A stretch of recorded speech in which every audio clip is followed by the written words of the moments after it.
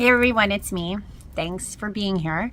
I wanted to come on today to speak about something that I think is really important. It's going to be concerning the world of guides, the world of lower-ended informants, and of higher selves. I'm going to give you some trademark signs to indicate or to express, to understand when you are dealing with, let's say, other entities that are coming into your energy field, your energy body to commerce and to speak with you. How can you discern between which one and who is who and what are you truly hearing? So that's what this video is going to be about, because to discern between the categories is very important. I do have a lot of practical knowledge as I've been on this journey for many years. And when I had my eye on, I was able to not only hear them, I could also see them, so that it helped me understand who's who. First thing I want to talk about is the differencing between a guide and, let's say, lower-ended entities that may be trying to steer you incorrectly. A lot of persons may not, or may think they understand what a lower entity may be speaking like because of what cartoons show or what television shows us. But what you have to understand is lower entities have variances as well. And the thing is that sometimes the best way to decide or to distinguish or to discern as to what you're dealing with is to look at an emotional background that you may be experiencing when you're hearing this information. And I'll give you an example of what I mean. So let's say, for example, you're in a situation that's heated. You're in a situation that has things to do with jealousy, envy, greed even. And we all face these things. They're very common. A lot of us are in relationships. We get jealous. A lot of us are in relationships or even getting back at people, etc. We all go through these vibes in these ways. Some of us are pious enough to just let everything slide or do it in complete grace. But from the day to day, we could even be at work and someone slates you at work, and the first initial thoughts and feelings you have are the most important. So let's say someone irks you and this is in the physical. Let's say somebody irks you in the physical. They slate you. They do something underhanded, let's say. Now, a lower-ended being or energy, for example, may not sound as maniacal as you believe. What a lower energy will do is they will see which, let's say, for example, if you had colors like the color red, the color yellow, the color orange, that kind of in your energy field that chimes up within you when you feel the rage or the anger or the slightedness that you felt. Let's say you were to exude in your energy body colors, and the lower energies see these colors and they're like, oh, she's angry. So what the lower energy will do is they will start to speak to this anger. Something to the effect of like, are you going to let them get away with that? You don't deserve things like this. Why do they think they're special? If you hear comments that are coming back at you similar to this, I would say that you may be participating mentally with a lower energy. Now, you yourself could feel those ways on the inside. You, like I said, have these colors exuding from you. So obviously these are harbored emotions that are genuine to you at the moment. But the retort of what you may get is external. It's like as if you're speaking to an external entity. When you sit with your emotions and you're like, oh, this really sucks, right? That's you speaking. Ah, this really sucks. But when you hear a retort saying, oh, you don't deserve that, you have to pay attention to the word you, okay? Because if it was you speaking to yourself, or let's say your higher self, I won't go into that right now, all of the beings that you interact with will always retort back to saying the word you, because they are external. Pay attention to that. So if you notice that what you're interacting with is playing on those lower-ended emotions, know that that is a lower entity trying to get you engaged in these lower-ended emotions. It doesn't mean that you're rocking to the evil dark side. That's not what it is. We all have emotions that we have to process. Now, where you may realize is that on the other side, you have your guides, let's say your guardian angel, let's say your higher selves. And I'm going to discern what they all sound like so that it helps you out. Now, a guide and a guardian angel, I'll tell you the difference between the two. Now that we've discerned what the darker side sounds like, they will play into those lower-ended emotions, into the ego.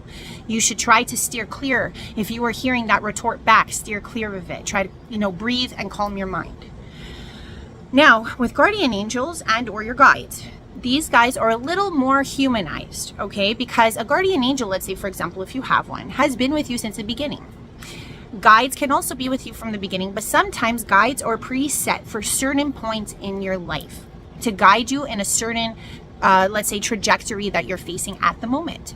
So let's say, for example, a guardian angel, if you are aware of yours, you might have like a very honest human banter with your guardian angel because they've been with you since the beginning. It's like a best friend. So they know your highs, your lows. They're never going to play on anything negative or lower ended when it comes to the emotions. They'll let you feel them. They'll let you understand them, but they'll always come from a very, I would say, median and balanced place. They're not going to play into it. The only thing a guardian angel may do is crack jokes. You know what I mean? About the fuzziness that human frailties provide us, meaning our emotions are so varied that a guardian angel that is with you from the beginning might crack jokes with you and be like, oh, is that joker still doing this? You know what I mean? Be like, forget about them.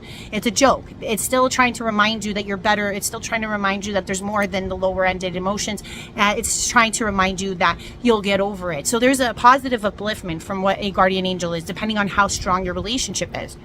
Now, a guide, like I said, could be one that starts with you from the beginning, but usually guides tend to step into your life at different points of time, be it that they try to help you challenge your gifts. Like I remember in other videos, I've talked about our God-given gifts. And let's say, for example, you've tapped into these gifts, and let's say you're coming on this spiritual journey, you're going to need different teachers, different guiders at different points in time. It's like you wouldn't go to an English teacher to teach you how to swim. It's the same type of idea with your guides. Okay, so let's say, for example, you're somebody like, for example, I have a channeling capability, but that doesn't mean that all of you do too. You might have different challenges with your hands.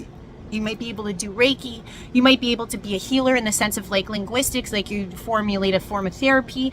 Maybe you're a speaker. Maybe you're an activist. There are different skills, right? But all of us have them. And as we walk out into our soul self, you'll notice that there's a different guide for different aptitudes that you're facing. So let's say it's to speak out. Let's say it's to speak, right? There's going to be a guide that you selected yourself, your soul selected before you came into this world. And you will be there for that set period of time with that guide. Now, let's say you master the speaking element. Let's say you get, let's say when a child gets on a bike, they learn how to ride the bike. The guide might dissipate. And what happens is that when you get to the next level, let's say the speaking brings you to another platitude of speaking, meaning activism, right? Then you'll notice another guide steps in, like that is better suited for helping you with activism. So guides can interchange and come in and come out and come in and come out of our lives. But it's like they will never, ever tell you what to do, much like the lower ended side, okay? They will never say, oh, this is a good idea, this is what you should do. If you're hearing rhetoric like that, that would probably be a lower ended entity trying to play with your emotions, bring you back into fear. That is the whole jive of the lower ended entities. I don't like to put names on these because they vary, but their whole goal and their whole outset is to keep you in fear, to keep you paralyzed by doubt, and to keep you paralyzed by your emotions, to never overcome or to learn how to transmute or to learn to become as graceful as possible in your own right. And like I said, with the guardian angels, because they've been there with you, they will also be like that standard guide you always have. Now, I do want to make another point. If you don't feel like you can understand what guides are in this world, your waking life, you may understand if you're somebody who spends a lot of time going into the dream state, maybe journaling in your dream state, or maybe taking avid, it could even be recorded notes of what happens in your dream state. But for those of us that actually take a lot of heed or actually pay a lot of attention to our dream states, what you'll notice is that there are dreams that you have, and maybe if you haven't noticed this, pay attention, where you are doing, let's say, certain missions or certain tactics or certain, like you'll feel like you have things to do in your dream. They're not as ambiguous. They seem more like A is needing to get done, and then we go to B, and then we go to C. If you have dreams kind of structured that way, where there's kind of like a missionary style to it, you'll notice that in those dreams, you have persons or a person, usually one, kind of that is guiding you through the dream, like saying, oh, maybe you should turn left, maybe you should turn right, or, oh, is that the best thing to do in this circumstance? The guide in the dream, for some reason, no one else can see this guide except for you if you pay attention. And the guide is solely there to direct you as to what maybe the best course of action is within this missionary dream. That might be the easiest way that you can see your guide, know if it's female, know if it's male. And you have to understand also in the dream sense, they're going to represent, sometimes they can represent a friend, a family member, or a character out of your present life that you associate as closely to what your guide represents for you. So this would be more of a metaphorical body they put on. So like, let's say, for example, your mom was really good at navigation, let's just say, in your real waking life. You might have your mom as your guide in that dream, even though you know it's not your mom. They just look like your mom, so that you feel like a harmonization and an understanding of what that skill set is that you're being taught. So if it's to do with navigation, how to find your way out of something, a maze in the dream, etc., they might use your mother as a, let's say, a cover or an actual like avatar within the dream to put you at ease, to make you understand what their skill set is to teach you. And that's another way that guides communicate with us in the dream state. And last but not least is our higher selves. And a lot of people ask, like, how do I know that I'm talking to my higher self? Now, this is one of the easiest things out of all the ones I just explained, because the higher self will not tell you anything in the sense of actually informing you of what to do. More what you'll find with a higher self is the higher self reminds me of a therapist in a sense, because the higher self will ask you very poignant questions about your feelings, your thoughts, your well-being at the time that you're actually interacting with the situation. A higher self will say, oh, what about this do you think you benefited from? What about this do you think you learned? Do you think this was a beneficial situation? And what happens is you start to have a dialogue based on question and answer, question and answer, question and answer. That brings you kind of like breadcrumbing you to the final answer that you're looking for. And it's all in a sense to get you to be guided, but it's not so much guiding as it is letting your inner self be the guide. And that's the true understanding of what a higher self is. And we do always understand that we think of it like higher as in altitude, but the higher self is within you, within your oversoul. So all the information that you need is within you. So all a higher self will do is question you in a very specific banter, back and forth, till you get to the true resolve of what you're asking, feeling, wanting to know. They're not going to ever say, oh, Joe, go do this. Oh, Joe, you did this last time.